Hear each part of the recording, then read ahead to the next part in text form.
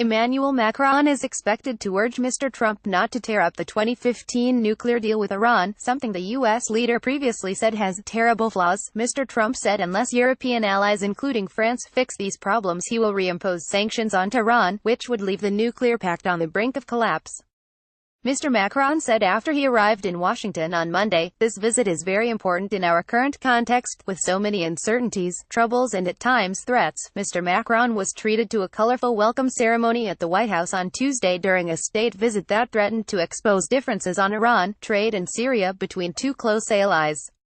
Reuters. Donald Trump has welcomed Macron to the U.S. A 21-gun salute echoed across the South Lawn and a flute-playing fife and drum corps, in red-coated uniforms and tri-corner hats, marched by Trump and Macron and their wives, Melania Trump and Brigitte Macron.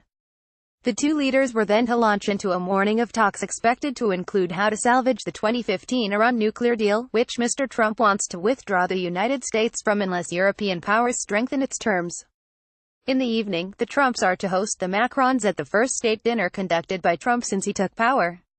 European calls for exemptions from Mr. Trump's plan for 25% tariffs on steel imports are also on their agenda, as well as the U.S. President's desire to withdraw U.S. forces from Syria as soon as practicable.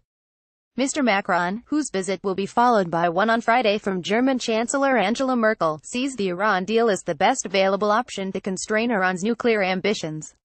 He has called on Trump to keep troops in Syria for the time being to ensure the defeat of Islamic State militants.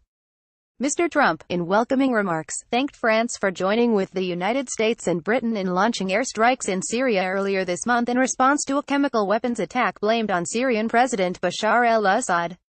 He said he and Mr. Macron had developed over the past year a wonderful friendship that is a testament to the enduring friendship that binds our two nations. Macron, in his remarks, called for the two countries to work together against Islamist militants, on North Korea and Iran, on free and fair trade, and on climate change. "It is together that we will counter the proliferation in weapons of mass destruction, whether it is in North Korea or in Iran," Macron said.